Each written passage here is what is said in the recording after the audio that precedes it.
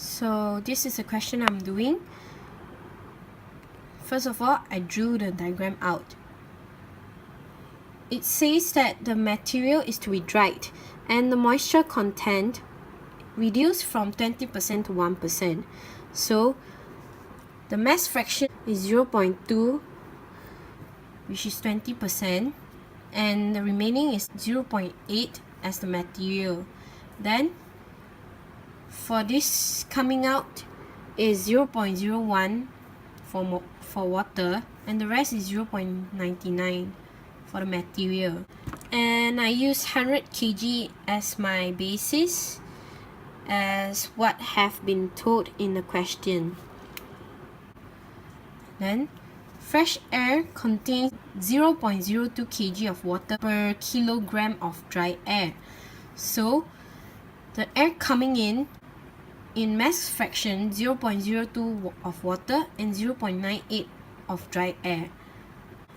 Coming out, the exit air contains 0.09 kg of water vapor, which means it is 0.09 weight% for water, and the remaining is 0.91 of dry air.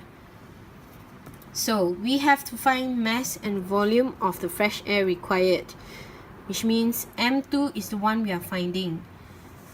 And then I labeled M1, M2, M3 as my variable.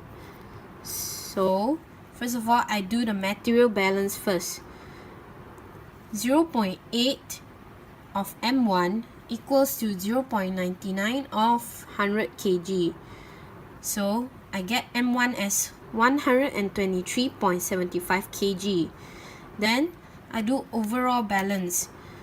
For M1 plus M2 equals to 100 plus M3.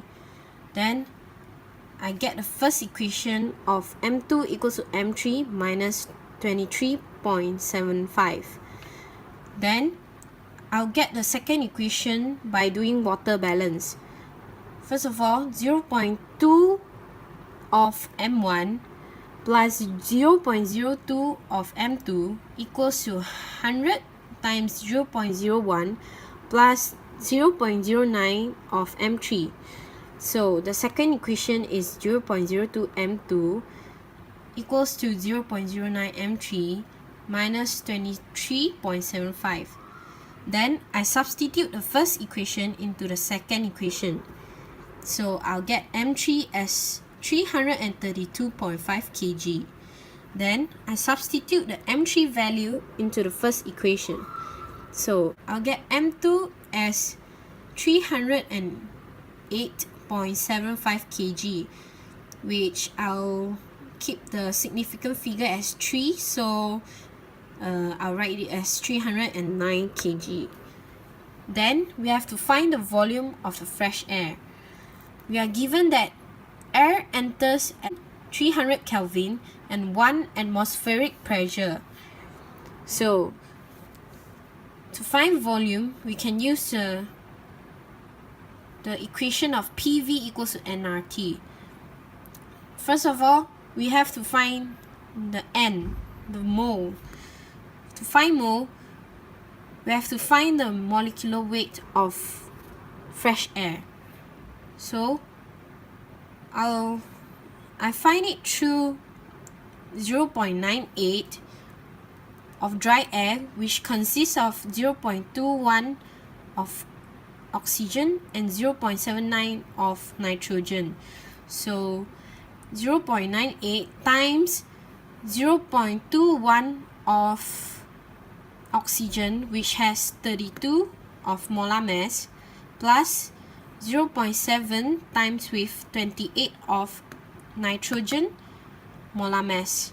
Then I'll add it to water, which has 0.02 times 18 of molar mass. Then I'll get M2, which I just found as 308.75, and I divide it to this value. Then I'll get 10.787 mole.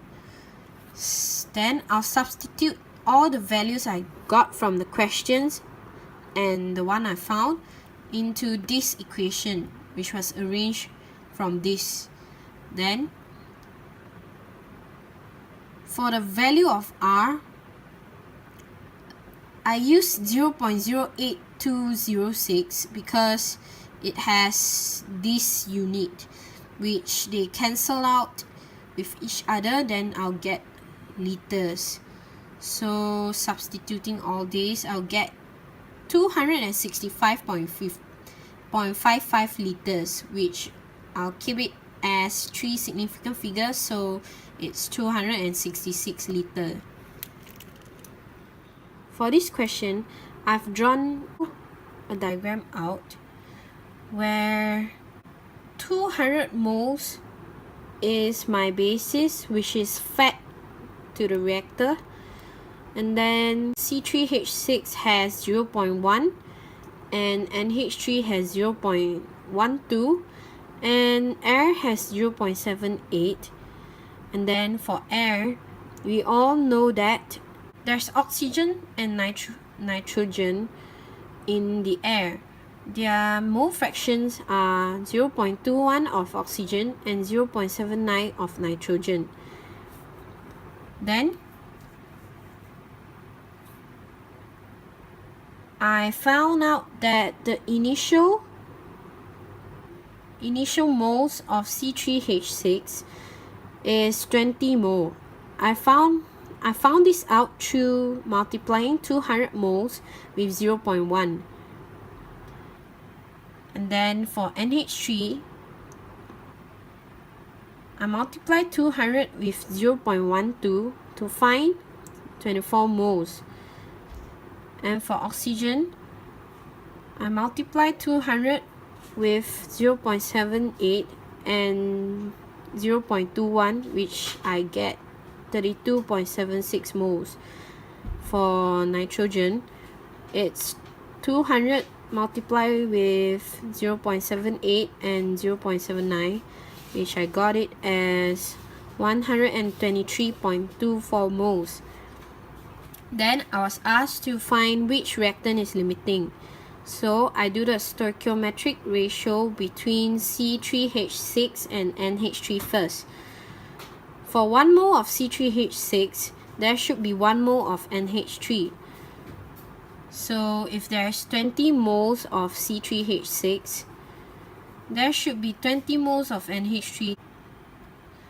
However, there's 24 moles, which I have calculated earlier, so NH3 is in excess. Then I've done the stoichiometric ratio between C3H6 and oxygen, where 1 mole of C3H6, there should be 1.5 mole of oxygen. Then I multiplied this 2 by 2, which for 2 mole of C3H6, there should be 3 moles of oxygen.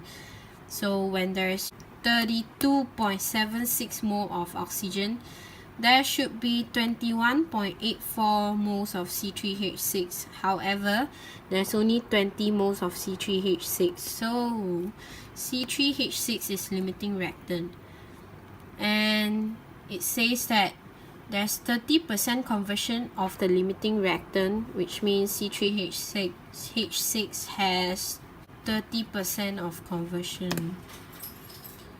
So to find out the molar amounts of all product gas, we have to apply the formula of fractional conversion,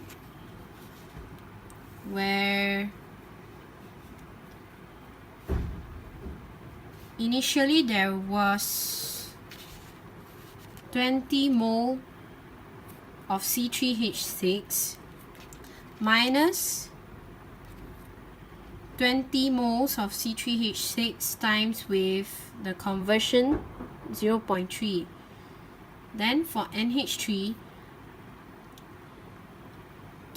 initially there is 24 moles, so this value here should be 24 minus 20 of C3H6 times 0.3 times with the fraction of stoichiometric ratio between NH3 and C3H6, which both has negative sign here because they are being used up. Then for oxygen, initially there was 32.76 mole minus 20 of C3H6 times 0.3 times with the fraction of stoichiometric ratio between oxygen and C3H6. Both have negative sign because both are being used up. For nitrogen, it is not involved in the reaction. It is not. So we just put the initial value as the final value. For C3H3N, it is not fed to the reactor. So this value here should be 0 minus 20 of C3H6 times 0.3 times the fraction of stoichiometric ratio between C3H3N and C3H6, which the upper part here, there's no negative sign because C3H3N is produced, while the below part there's a negative sign because C3H6 is being used up.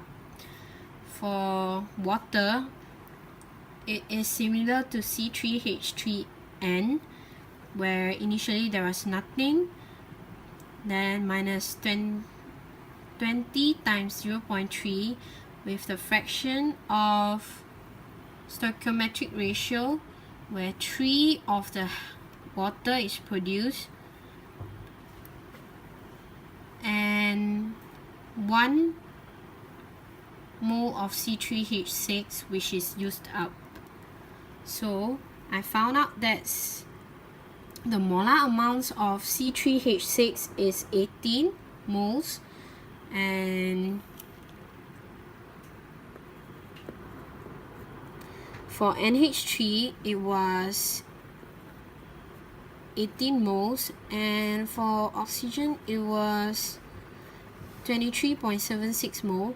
For nitrogen it is 123.24, and for C3H3N it is 6 mole, and for water it is 18 moles.